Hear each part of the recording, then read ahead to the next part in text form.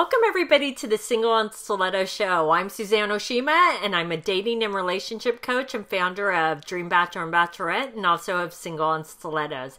Today we have on our show Iris Benrubi, and she's a relationship coach, and today we're talking about how to find love. And I know, ladies, you want to know how to find love, and Iris is going to tell you her best tips on this. So before we jump into it though, Iris, I would love for you to tell our audience a little bit about you and what made you become a relationship coach. Yeah, so in my past life, I was a psychotherapist, and then I went through a divorce. And that divorce really hit me hard with two young kids, and I shut down, and I took care of the kids, and I had my own home, and I had to figure out all the little details. But really emotionally, I shut down because my heart got broken. And I was afraid to put myself out there. But after a couple years, I needed to figure out how to kick my backside out of my comfort zone and really start to date again in a way that had me feel safe, because it can be really risky. And then I realized, oh, maybe this is what I want to do for women too. So I decided to coach women on how to date, get out of their fear and their blocks, and get into a dream relationship. Well, and because you've been through it, you know exactly what women are going through. So it's always best when you have someone that can relate to having gone through a divorce with small children and trying to get back out there. So Iris, let's jump into it. How to find love. So give us your 3 best tips on how to find love. Yeah, so the first thing that I would say for women is really important after a breakup or after a divorce is to really own your value. Because we can really get defeated, hurt, resigned when we go through some hardships with someone who may have put us down, may have ignored our needs, may have betrayed us. All kinds of things may have happened out there that really take a hardship on your value, on really knowing what you bring to relationship. So if you don't know your value, you're going to end up going after a guy that may not meet your needs, but because you're like panting, you're dog paddling, you're trying to get a relationship, just have somebody pick you. Please, me, I'm over here. Let me do whatever it is that you need. Just pick me. But when we own our value, we start to get clear on what it is that we're looking for. And then we become the chooser. And so that gives us a lot of power to come out of that anxiety and come out of our comfort zone, which is, pulled away and off the market. So if you want to get back on the market and you want to deal with the anxiety that shows up naturally for everyone, really get clear on what you have to offer a relationship. So let me ask you a question, Iris, about that if let's just say a woman did come out of a heartbreak or a divorce, right? And she wants to get back out there and date. Do you recommend that a woman first work on really building back up her self-confidence and self-esteem if it's really taking a hit like you were talking about? Yeah, totally. The number one attractor for a man is confidence. Mm-hmm. So if you want to get into a relationship with a good man, you need to get clear on what you have to offer. You might be willing to play out there, maybe online, to have a look and see what's out there, but I would really suggest building up your confidence, because it'll be so much easier for you to interact and for you to say yes or no to a man, because you will know your value. You're not going to sell yourself short. You're not going to give yourself away. And that's really common for women.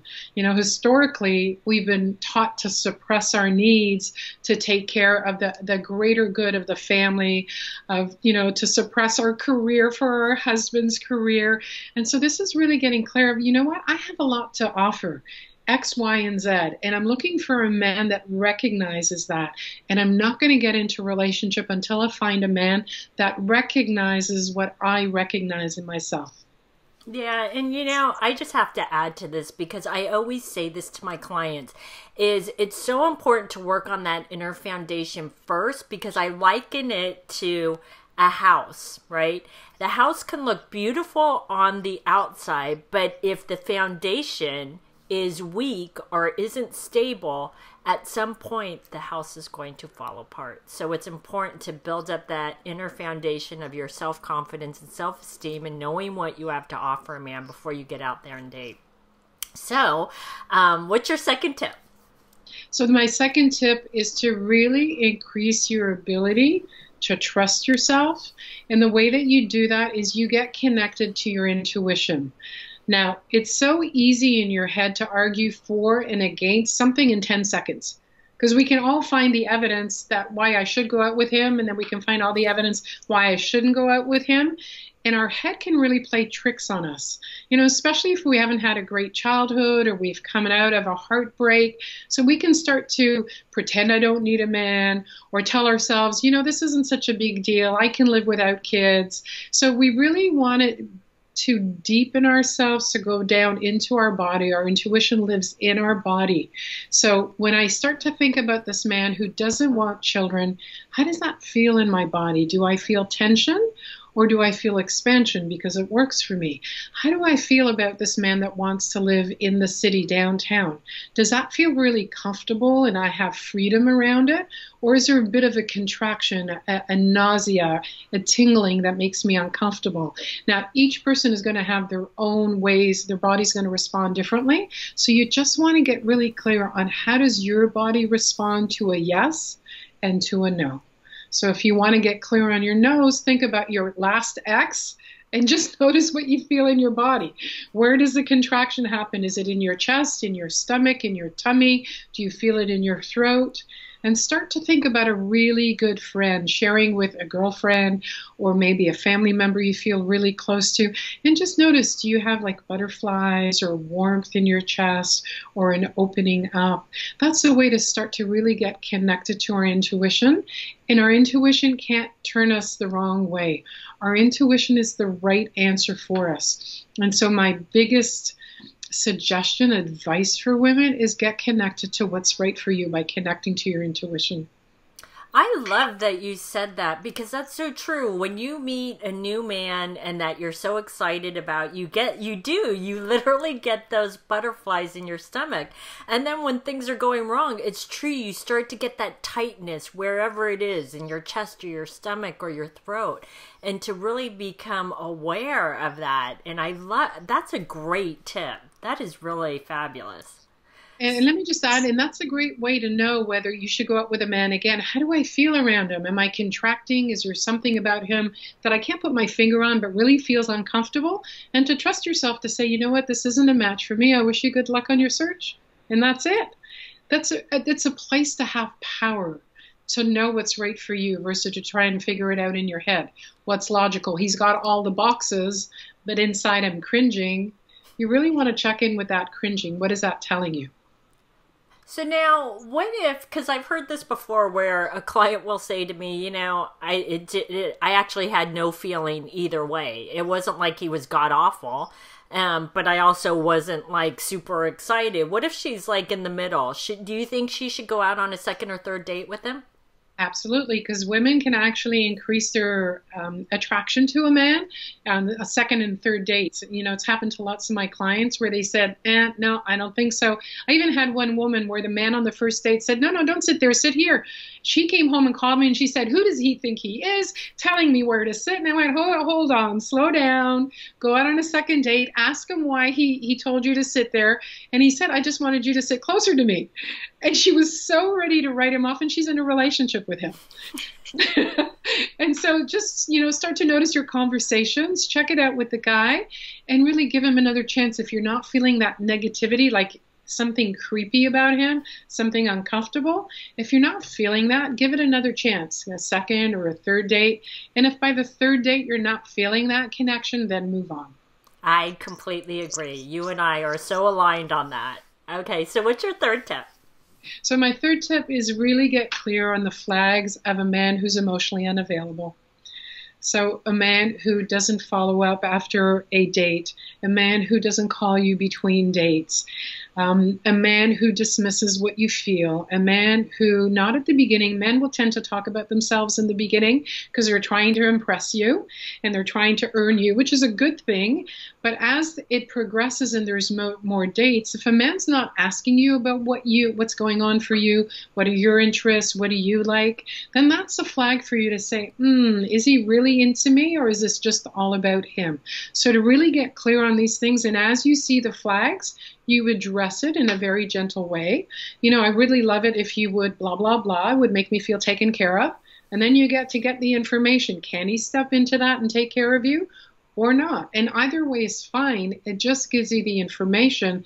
Do I want to invest in this relationship or not? That is so true. And it's funny because I just did a Facebook Live about this exact thing. And it was funny because I was running late I do a Facebook Live at a certain time every week.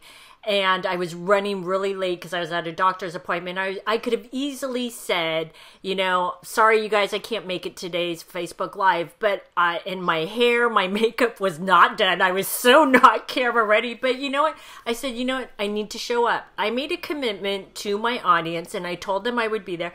And this is what I had talked about. I said, if I didn't show up today, there would get to a point where you would say, if I kept doing this, that you would say, she's a flake. I don't trust her. And I said, so what does this have to do with dating? It's the same thing. If a man isn't following through on the things that he says, then watch a man's actions. Don't listen to his words. Stop making excuses for him. He's not too busy. In this day and age of technology, him not texting you for 2 days isn't, oh, but he's so busy at work. No, he can text you. He can text you. If he's too busy, then he's not ready for a relationship. Right. And like Iris talked about, he's emotionally unavailable, right? So these have been some awesome tips. As usual, Iris, I love interviewing you. So I know you have a free gift for the ladies.